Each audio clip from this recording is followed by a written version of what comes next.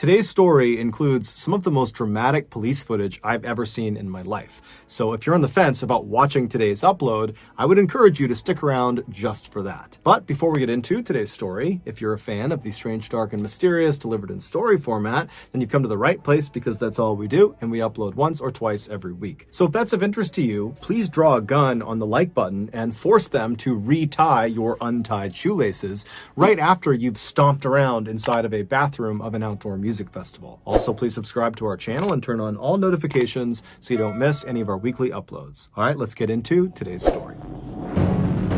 Johnny Coxey and his wife, 25-year-old Megan Coxey, were living in a low-income section of Spartanburg, South Carolina. They both struggled mightily with drug addiction to the point where it was nearly impossible to get steady work, and so they often found themselves out on the streets begging for money. Their addictions also made it nearly impossible to be a good parent to their only child. And in fact, in December of that year, Child Protective Services stepped in and took their child away from them. And if that wasn't bad enough, almost immediately after their child was taken from them, both Megan and Johnny were arrested and thrown in jail for various offenses that were connected to their drug habits. So Johnny and Megan are at absolute rock bottom at this point as they're sitting in jail, but they were about to get a big break. After they both got out of jail, they were only in jail for a couple of days, Megan was contacted by a local, very successful real estate agent named Todd Kohlhepp.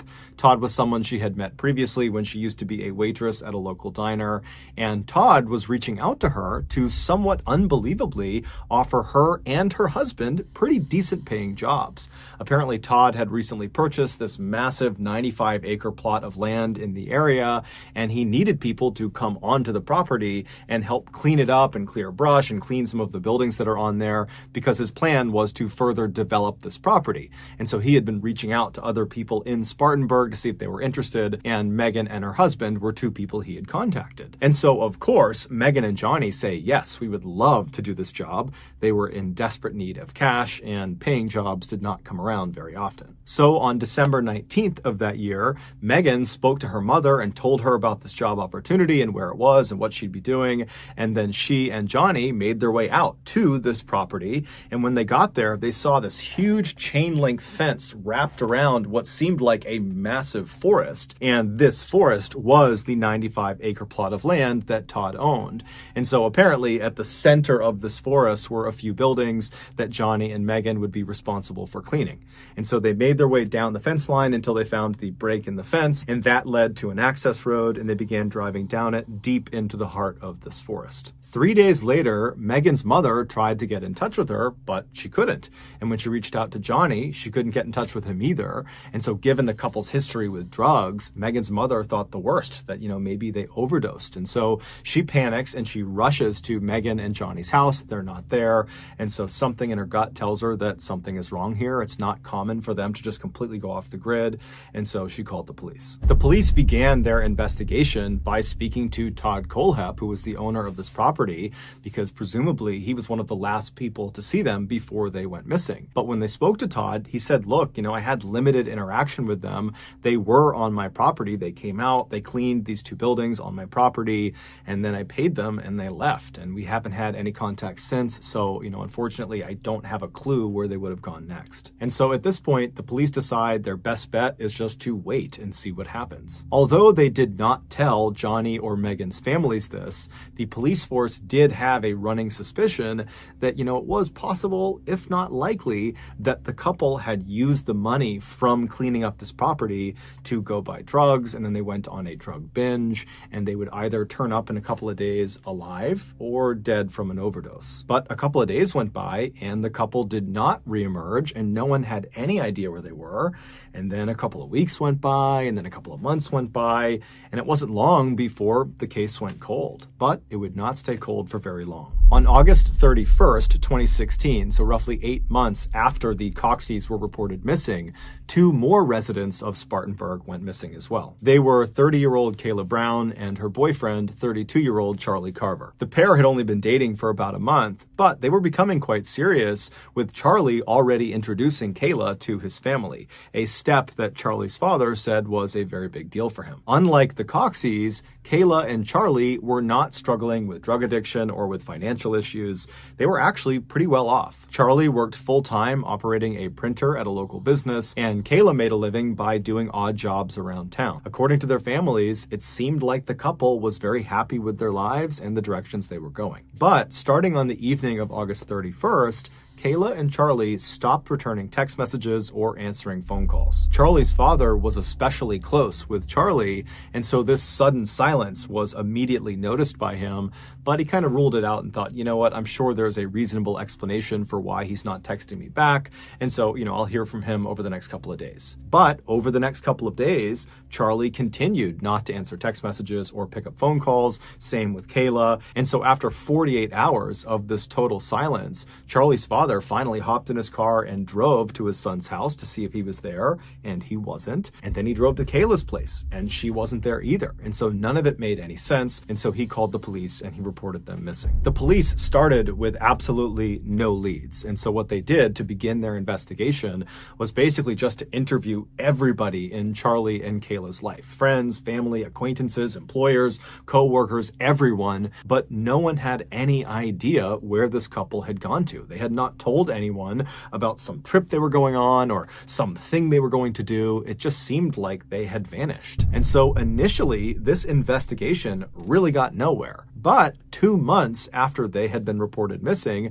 the police finally obtained a search warrant that would allow them to look at their respective cell phone records. And when they looked at Kayla's cell phone records, they were able to triangulate roughly where her last known location was, according to pings her cell phone was sending off to nearby cell phone towers. And they discovered her last known location, at least of her cell phone, was inside of the same 95-acre plot of land that the Coxies had been in before they went missing. And so immediately the police put in for a search warrant to go search this 95-acre property, and they sent a team actually out to the property, and they actually set up outside of that big fence and just waited for the search warrant to clear. And at the same time, another group of police officers went to Todd Kohlhepp's house, which was actually in town about 20 minutes away from this property, to talk to him about why in the world Kayla's cell phone would be pinging inside of his property. And so when the police arrive at his front doorstep, Todd is obviously caught off guard by suddenly there being all these police officers. And he does understand very quickly how unbelievably suspicious it looks that now you have potentially two couples that have gone onto his property right before they vanished. And so he says to them, look, I know how this looks, but I gotta tell you, I did hire Kayla and her boyfriend did come along with her. She went onto my property. She did some work for me. She cleaned up some stuff, cleared some brush, and then I paid them and then they left. That is the last I saw of them. I have no idea why her phone would be on my property. At the same time, the team of police officers were kind of grilling Todd at his house. The other team that was outside of the 95-acre property, they found out their search warrant had been granted. And so they flew through the gate, they got on that access road, and they began bombing into this huge forest. And as they're driving, they pull out their maps they had printed out that showed the rough estimation of where her final location was within this property. And it looked like the last spot was inside of a clearing. And so as they're driving down this access road through all these trees, they see up ahead, there is a clearing, and it looks very much like the clearing on their map where this final location is. And when they pull into the clearing, off to the left side of the road are these two green buildings. The left building was like a shed, like something you might keep yard tools in, like lawnmowers and shovels and rakes, that kind of thing. And then right next to it on the right was this metal shipping container, and it had all these metal chains and 5 padlocks keeping it shut. Now, of course, the police are thinking, oh my goodness, is Kayla inside one of these buildings? Because this is probably where her last location was. And so right away, the police went inside of the left building, the shack, because it was easier to get into. There weren't padlocks all over it. And when they got inside, there really was nothing of note. Kayla was not in there. Charlie was not in there. There was no cell phone in there. It was just gardening tools. And so they went over to the right building, the shipping container, and they got out their metal cutting saws and their bolt cutters, and they began cutting into all of these locks and chains. And when they finally got that door open, they were absolutely astounded at what they saw inside. Get right up on it. Get right up on it. Yes. Pull that one first. All right, let them get ready. Everybody, Y'all ready? come on, guys. Back. Just jammed in here. Give me that crowbar back. Where's that? Get Pop it that off big right crowbar in.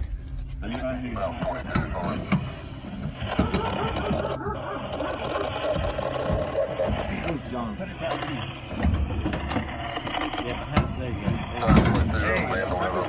Watch out. Y'all move.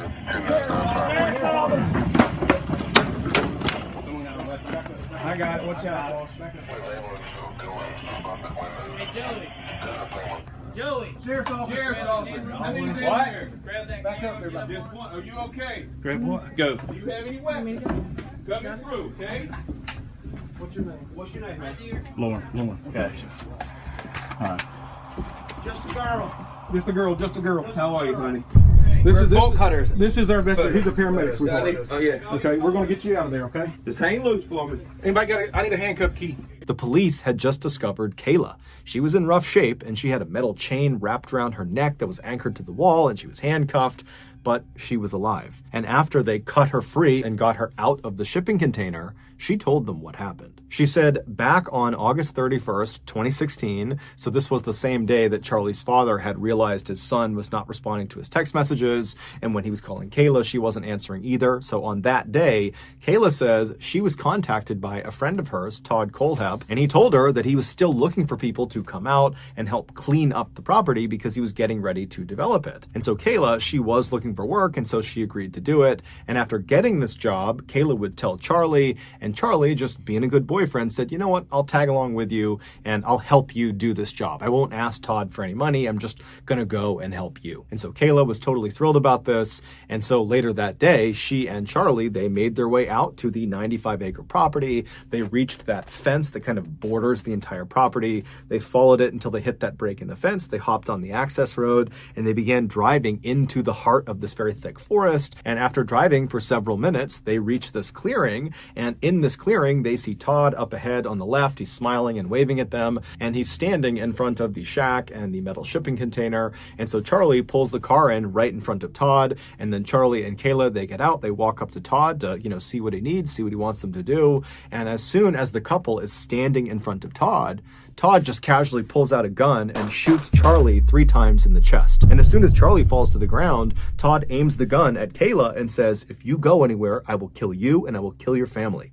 And then he put the gun away, walked over to Charlie, and he wrapped him up in a blue tarp, and then he carried his lifeless body and dumped him in the nearby bucket of a tractor. And then Todd just walked back over to Kayla, who's witnessed this entire thing. She is so terrified she can't even move, and she's just staring at Todd. And Todd draws his gun again at her and orders her to go into the shipping container. So he brings her inside, he locks her up, and for 65 days, she would remain his prisoner. And over the course of those 65 days, Todd would once or twice a day come down and do whatever he wanted with her. And he told her at the outset that if she ever tried to resist him in any way and didn't do whatever he wanted with her, he would not only kill her, he would also kill her family. And so Kayla very early on decided she would not put up a fight. She just kind of accepted that this was her life, that she would be horribly mistreated, and then probably at some point he would grow tired of her and kill her, but at least she would be sparing her family. And so when the police finally went into that shipping container, Kayla truly did not expect ever to be rescued. So when you watch that video, you need to understand that was someone who believed she was 100% going to die inside of that space. And so after Kayla tells the police officers this totally horrible and traumatic story, they immediately radio over to the other team of police officers that were still at Todd Colehep's residence, still talking to him, and they tell them, hey, this is what Kayla just told us. Todd's reaction to this news was also captured on video. We have Kayla. We have Kayla in your property. She was locked in a container, okay? She has told us that you shot and killed Charlie. Why did you shoot him? I didn't shoot anybody, sir. Okay, why did you lock her in a container in your property? I was talking. She's on your property right now, locked in a container. She's saying you buried Charlie's body on that property. No, sir. So you're saying you didn't lock her up, you didn't put her in the Connex box or anything? No, sir. I'm money an attorney. Probably a good thing. Go ahead and put him in the back of your car. Even though Todd would initially deny any wrongdoing and would claim he had nothing to do with what happened to Kayla or Charlie, he would eventually confess, not only to killing Charlie and kidnapping Kayla, but also to killing Johnny and Megan Coxey. Apparently, he had done to them what he did to Kayla and Charlie. He had lured the Coxeys onto his property on the promise of work, and then when they reached those two structures, he drew a gun and he shot Johnny and killed him, and then he ordered Megan to go inside of the shipping container. Now, unlike Kayla, who would ultimately comply, and it did save her life, Megan did not. She fought back. She was totally resistant. She wouldn't do anything that he wanted her to do. And so after only 5 days of her being in captivity, he would kill her. And the way he would describe her was, oh, you know, she was acting like a wild animal, so I had to put a bullet in the back of her head.